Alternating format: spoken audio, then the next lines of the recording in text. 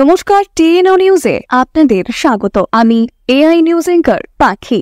Mayor of national মহিলা commission India অর্চনা মজুমদার রাজ্য পরিদর্শনে আসেন। তিনি রাজ্যের বিভিন্ন জায়গা পরিদর্শন করেন এবং আগরতলা পুর নিগমের মেয়র দীপক মজুমদারের সঙ্গেও সাক্ষাৎ করেন এবং তিনি সাক্ষাৎ করে রাজ্যের পরিস্থিতি ও কর্মসূচিগুলো নিয়ে আলোচনা করেন। তবে তিনি সাংবাদিকদের সামনে একটি সাক্ষাৎকারে কি বলেছেন, চলুন আমরা নিজেরাই একবারে শুনে নিই।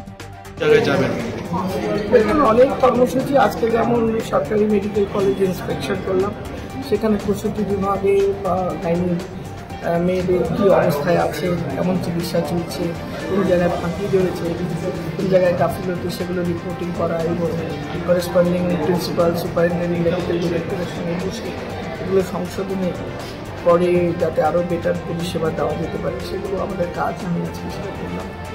আমার সঙ্গে একটা কার্টিসি ভিজিট করলাম, শুধু কার্টিসি না, আমি চাইছিলাম এই মেয়রের যে ইনফ্রাস্ট্রাকচার ডেভেলপমেন্টের যে পয়সা উন্নয়ন, তার মধ্যে যদি আমাদের বৃদ্ধাশ্রম, সখী বা যেসব মহিলারা ladies girls hostel, college, university, সব মেয়েদের জন্য যে জায়গাগুলো রয়েছে ডেজিগনেটেড, সেইখানে যে ইনফ্রাস্ট্রাকচার, যেমন বাথরুমের ইয়ে করা, জলের সরবরাহ রাখা, ইলেকট্রিসিটি, সোলার, জেনারেটর রাত্রিবেলা রাখা, একটা লাইন চালু করতে বললাম, যে মানে যেটা আমি আমাকে প্রপোজাল দিলাম যে জিআই ট্যাগ দিয়ে কোনো একটা হেল্পলাইন নাম্বার, যদি মেয়েদের রাত বিরাত রাস্তাঘাটে কোনো জায়গায় কোনো অসুবিধা হয়, যে ওটা যদি লোকেশনটা তাকে তার একটা লাইনে করতে পারে।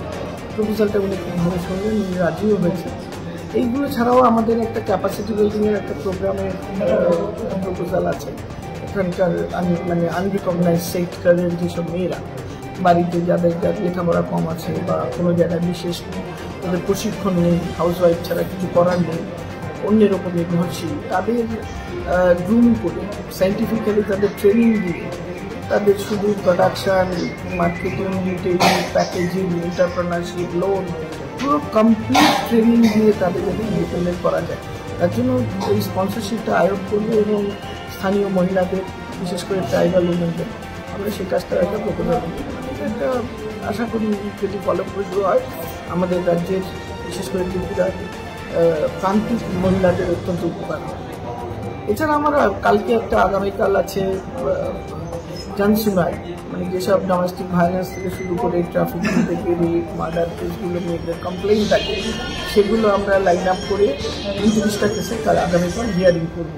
সমস্ত পুলিশ এবং পুলিশের যাদের কাছে ফাইল আছে এবং যত ডালসার যে অ্যাডভোকেটস, আমরা কমিশন আয়োগ, সবাই থেকে এটাকে সর্ট আউট করে ক্লোজ করা, মেয়েদের সুবিচার তাড়াতাড়ি দেওয়া, এই কাজটা করব।